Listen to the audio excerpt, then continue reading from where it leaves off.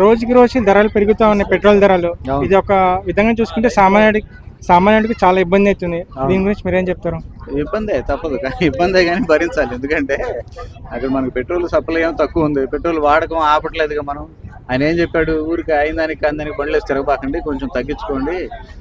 ఈ మన వీధి చివర కిరాణా షాప్కి వెళ్ళాలంటే మనం బండి వేసుకు వెళ్ళక్కర్లేదు కదా, నడిచి వెళ్తే బాగుంటుంది, శరీరానికి కూడా బాగుంటుంది. మనమేమో తగ్గించుకోవాలి, ఖర్చు తగ్గించుకోవాలి. ఆయన మే 10వ తారీఖున వచ్చినప్పుడే హైదరాబాద్ పెరేడ్ గ్రౌండ్స్లో చెప్పి వెళ్ళారు, కొంచెం కొంచెం పెట్టున్నారు. ఆయన కూడా ఒకసారి పెంచితే మనం బాగా ఎక్కువ స్ట్రెయిన్ అవుతాం, ఎక్కువ ఇబ్బంది పడతామని ఫస్ట్ 3 రూపీస్ పెంచారు, తర్వాత 90 పైసా పెంచారు. ఈరోజు అంతా 50 పైసా కదా, ఈరోజు 50 పైసలు పెంచారు. అంటే ఆయన కూడా కొంచెం ఆచితూచి ప్రజలకి ఇబ్బంది కలగకూడదు అనే ఉద్దేశంతోనే 3 రోజులకి 4 రోజులకి 50 పైసలు 90 పైసలు అలా పెంచుతూ ఉన్నారు. ఇంకా ముందు కూడా ఇంకా పెరిగే అవకాశం ఉంది. కాబట్టి మనం దాని వాడకాన్ని తగ్గించుకుంటే మనం సేఫ్గా ఉంటాం. పెరిగిందని బాధపడాలంటే ఖచ్చితంగా పెరుగుతుంది. ఎందుకంటే పరిస్థితి ఇప్పుడు సప్లై లేదు కదా. హర్మోజ్ జలసంధిని క్లోజ్ చేసిన మీదట మనకి వచ్చే ఇది చమురు తీసుకొచ్చే నౌకలు ఆగిపోయినాయి. మరి ఇక్కడ ఉన్న నిల్వలు కరిగిపోతూ ఉంటాయి, రోజు కరిగిపోతూ ఉంటాయి. ఏం చేయాలి, పెంచాల్సిందే కదా. పెంచితే అన్న కొద్దిగా ఆగుతారని కదా ఇదంతా. కాబట్టి పెరుగుతుంది. ఇంకా ముందు కూడా ఇంకా 2-3 రోజుల్లో మళ్ళీ పెరగచ్చేమో, ఇంకో 50 పైసలు 90 పైసలు.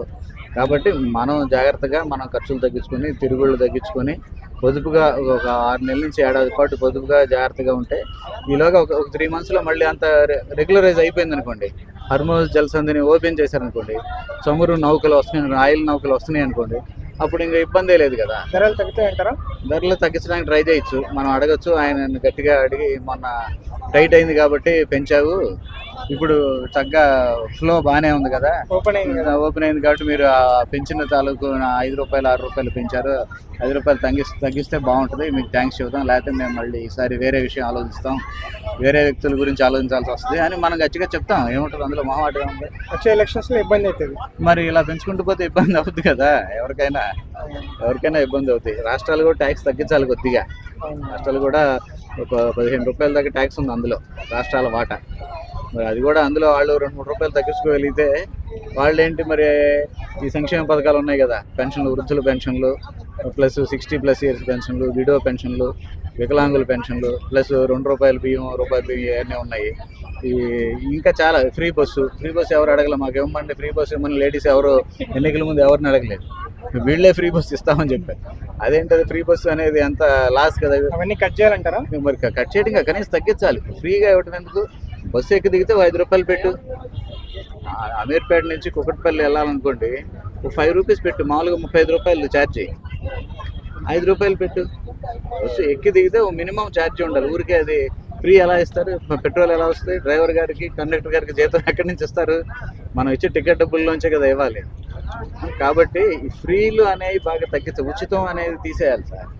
ఉచితం కాకుండా 5 రూపాయలు పెట్టు, 100 రూపాయలు వస్తుంది, 10 రూపాయలు పెట్టు. అసలు జీరో చేస్తే దానికి వాల్యూ ఏముంటుంది? కాబట్టి మనం ఈ పొదుపు అనేది మనకు అవసరం. సార్, మీరు న్యూస్ చూసే ఉంటారు, జంజీ బ్యాచ్ అకౌంట్ ని బ్యాన్ చేశారు. ఏది? కాక్రోచ్ బ్యాచ్ బ్యాన్ చేశారు, జనతా పార్టీ. చూసారు మీరు న్యూస్?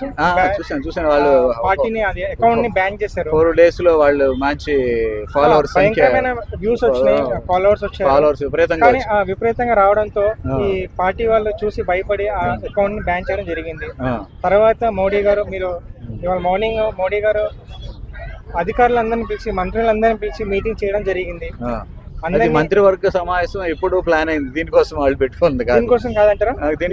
జరిగింది మీటింగ్. ఇప్పుడు ఇది ఎప్పుడో ప్లాన్ చేసి, మంత్రివర్గ సమావేశం అప్పటికప్పుడు అనుకొని పెట్టరు కదా, 2-3 రోజుల ముందు ప్లాన్ ఉంటుంది. ఈ పాయింట్ కూడా యాడ్ చేసి ఉండొచ్చు. ఇప్పుడు 4 విషయాలు మాట్లాడదాం అనుకుంటారు, 5వ విషయంగా దీని గురించి కూడా మాట్లాడి ఉండొచ్చు. చాలా మంది ఏమంటున్నారంటే, కేవలం అకౌంట్ ఓపెన్ చేయడం వల్లనే మంత్రులకి మీటింగ్ పెట్టి వాళ్ళని భయపెట్టించడం చేయడం, ఇలా మాట్లాడడం జరిగింది, కేవలం వాళ్ళ కోసమే అని అంటున్నారు చాలా మంది. వాళ్ళ కోసమేం కాదు సార్. ఇప్పుడు మంత్రివర్గ సమావేశం అనేది సడన్ గా పెట్టేరండి. దానికి ఒక బిఫోర్ ఒక 5 రోజులు 1 వీక్ ముందు ప్లానింగ్ ఉంటుంది. మంత్రులందరూ రావాలి కదా. మంత్రులు ఎక్కడ వాళ్ళ నియోజకవర్గాల్లో ఉంటారు. హర్యానా మినిస్టర్ హర్యానాలో ఉంటాడు, ఏపీ వాళ్ళు ఏపీలో ఉంటారు, ఏ స్టేట్లో ఉండే వాళ్ళు ఆ స్టేట్లో వర్క్ చేసుకుంటూ ఉంటారు కదా. వెళ్ళి రావాలి కదా. వాళ్ళకి రావాలంటే 5-6 రోజుల ముందే ప్లాన్ ఇచ్చి, ఫలానా రోజు మంత్రివర్గ సమావేశం ఉంటుంది, మీరందరూ అటెండ్ అవ్వాలని వాళ్ళకి ఒక మెసేజ్, వాట్సాప్, మెయిల్ ఏదో పెడతారు. మీరు అన్నట్టు ఇప్పుడు ఈ పాయింట్ కూడా జత చేసి ఉంటారు అందులో ఎజెండాలో, డిస్కషన్ ఎజెండాలో. మరి అకౌంట్ బ్యాన్ చేయడం ఎవరు చేశారు అని మీరు ఏమనుకుంటున్నారు? గవర్నమెంటే చేసి ఉండొచ్చు, ఓకే, గవర్నమెంటే చేసి ఉండొచ్చు. అదేంటి దాని మంచి చెట్లు తెలుసుకోవాలి. దానిలో విదేశీ హస్తం ఉందని, దీనిలో జంజీని రెచ్చగొట్టి ఇప్పుడు నేపాల్లో యూత్ అంతా కలిసి, నేపాల్, బంగ్లాదేశ్లో యూత్ జంజీ తరం యాక్టివేట్ అయ్యి గవర్నమెంట్లే షేక్ అయ్యి గవర్నమెంట్ మారిన పరిస్థితి వచ్చింది కదా. అయితే మన ఇండియాలో అలాంటి పరిస్థితులు ఏమి రావు. మన ఇండియాలో నేపాల్ అనేది ఎంత కంట్రీ సార్, ఒక రాష్ట్రం అది, ఒకప్పుడు ఇండియాలో భాగం అది. అందులో ఇంత రాష్ట్రంలో గుప్పిడి మంది యాజిటేట్ చేసినా అది ఎఫెక్ట్ ఎక్కువ ఉంటుంది. మన 140 కోట్ల మంది ఉన్న దేశంలో యూత్ ఎంతమంది ఉన్నారు, వాళ్ళు ఎంతమంది యాజిటేట్ చేస్తారు, ఎంతమంది రోడ్ల మీదకి వస్తారు, ఎవడి గొడవ వాడికి ఉందో, ఎవడి వాడి చావడానికి టైం లేక బతికేస్తున్నారు అందరూ. కాబట్టి అదేదో జరుగుద్దని కాదు, అసలు ఏం జరుగుతుంది. ఇప్పుడు నిన్న అన్నీ మీకు చూసుంటారు, అతనికి ఉన్న 100 మంది సబ్స్క్రైబర్స్లో 49 మంది పాకిస్తాన్కి సంబంధించిన వాళ్ళు, 14 మంది ఆఫ్ఘనిస్తాన్ బంగ్లాదేశ్ సంబంధించిన వాళ్ళు, అమెరికా వాళ్ళు 14 మంది ఉన్నారు, ఇండియా వాళ్ళు 9 మంది ఉన్నారు. 100లో 9 మంది యువతే ఇండియన్స్ ఉన్నారు. వాళ్ళు అదంతా మరి ఎలా జనరేట్ అయింది? పాకిస్తాన్ నుంచి 49% ఎలా వచ్చింది, బంగ్లాదేశ్ నుంచి ఎలా వచ్చింది 14%, అమెరికా నుంచి ఇంకొక 14% ఎలా వచ్చింది? దీని వెనక అసలు ఏముంది?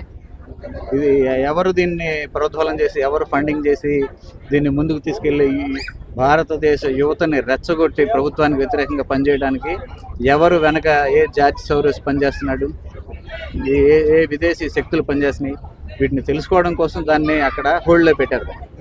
ఇవన్నీ వచ్చినాయి కదా బయటకు వచ్చింది. 49% పాకిస్తానీలు దానికి ఫాలోవర్స్గా ఉన్నారు. 9 మంది, 100లో 9 మంది ఇండియన్స్ ఉన్నారు. మరి దీన్ని బట్టి మనం ఏం అర్థం చేసుకోవాలి? దేశ భద్రతకి వ్యతిరేకంగా, దేశ సార్వభౌమాధికారానికి వ్యతిరేకంగా కుట్ర జరుగుతుందన్న విషయం స్పష్టంగా అర్థమవుతుంది. దాన్ని ఛేదించడానికి దాన్ని హోల్డ్లో పెట్టారు. అది అవసరం కూడా.